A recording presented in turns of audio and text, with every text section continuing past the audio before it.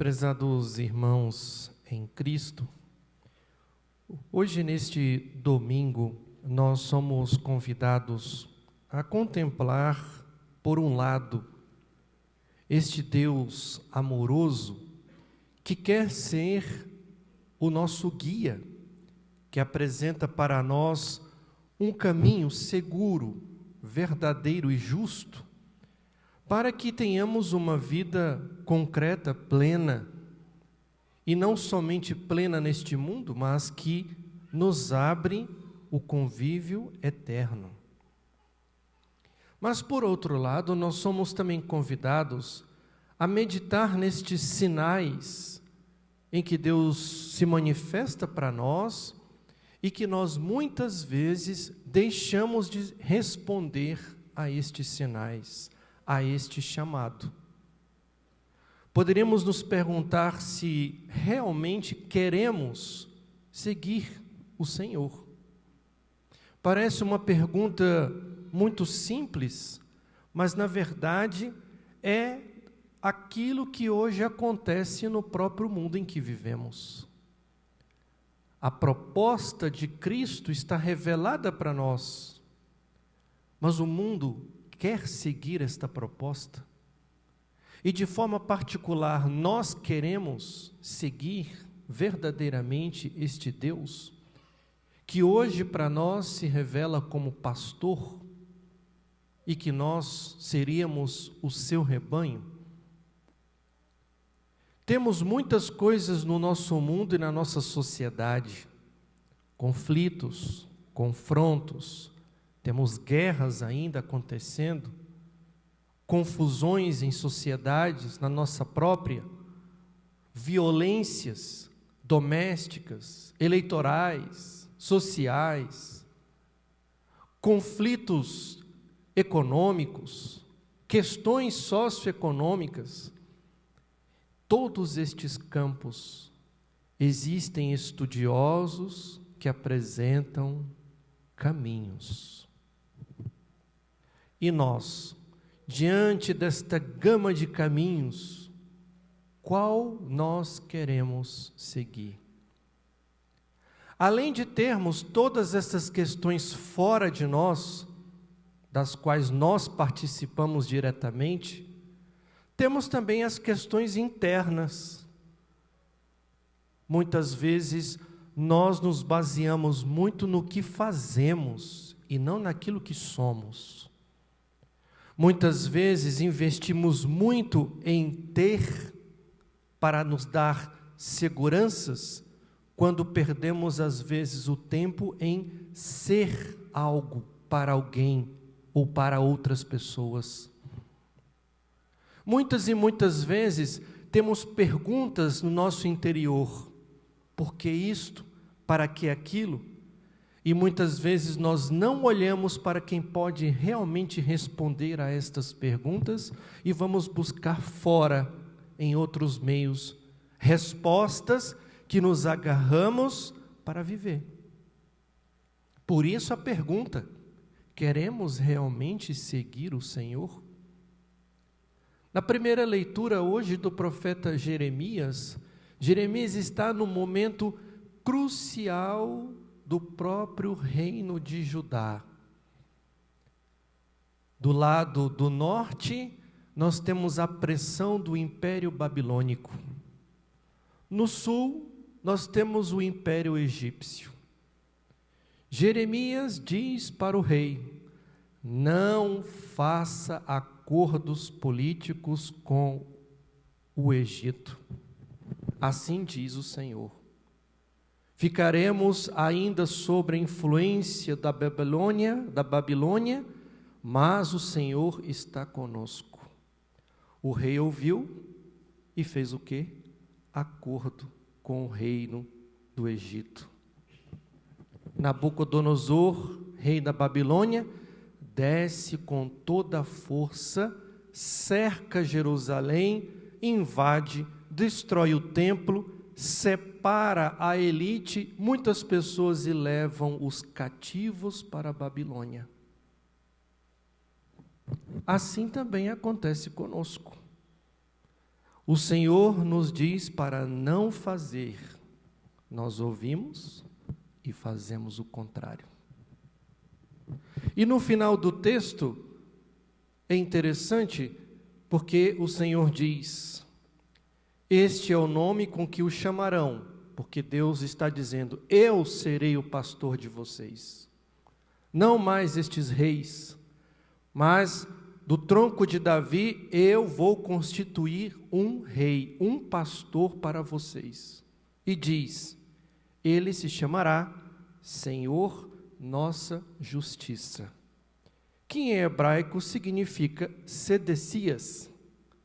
Não é à toa que depois que o povo é levado para a Babilônia, Nabucodonosor coloca um rei marionete, que se chamará Sedecias. Mas não é esse Sedecias que Deus está falando para o povo. Deus está falando daquele que há de vir, daquele que São Paulo comenta para nós hoje na carta aos Efésios: Cristo.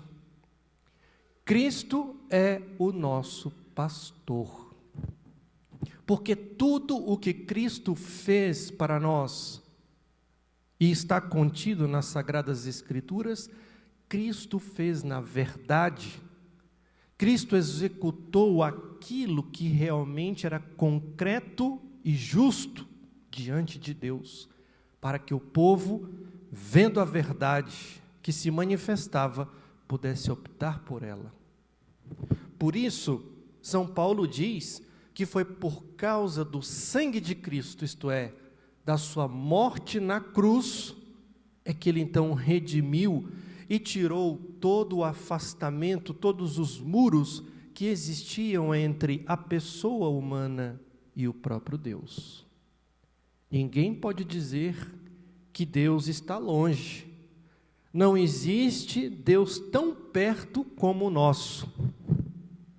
Em nenhuma religião se manifestou como o nosso Deus. Nenhum deles nos amou até o fim, dando a vida por nós. Já diziam as Sagradas Escrituras no Antigo Testamento e no próprio Novo.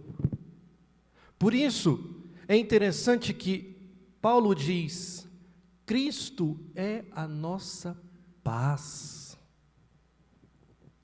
É sempre bom lembrar que os conflitos que vivemos no nosso exterior, muitas vezes os conflitos que temos dentro de casa, nos nossos trabalhos, com os nossos vizinhos, esses conflitos, quando nós os provocamos, eles são simplesmente eco dos conflitos que temos no nosso interior.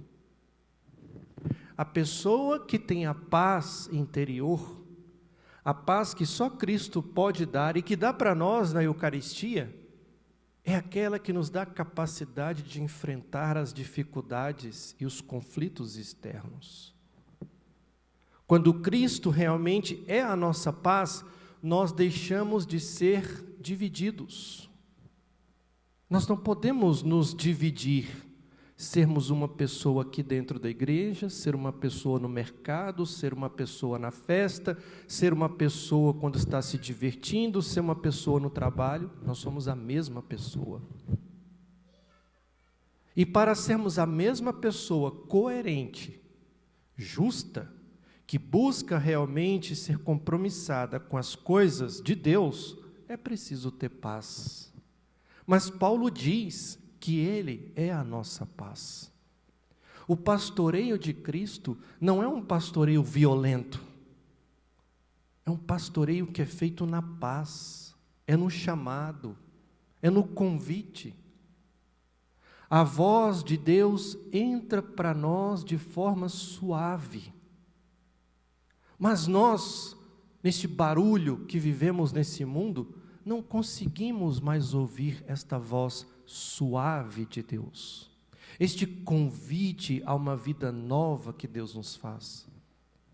São Paulo nos coloca ainda que o Senhor nos reconciliou, nos formou uma unidade, e esta unidade se torna visível na igreja. Eu, você, cada um de nós formamos este corpo de Cristo? E a nossa unidade não é mais uma unidade simplesmente baseada em uma amizade, em um bem-querer, mas é no amor que o próprio Cristo nos plasma e nos plasmou um dia, no dia do nosso batismo. Mas mesmo assim o mundo, e às vezes muitas pessoas próximas a nós ainda parecem não se comportar neste amor, nesta paz, nessa concórdia, nessa justiça que o próprio Cristo dá para nós. Quando nós olhamos hoje no Evangelho, quem lembra um pouquinho dos Evangelhos dos últimos domingos, que é bom fazermos essa memória, no domingo retrasado, Deus através de Cristo, o Pai, através do Cristo, verbalizava 12 nomes, que eram dos 12 apóstolos. Domingo passado, depois de serem sido chamados, Cristo os envia.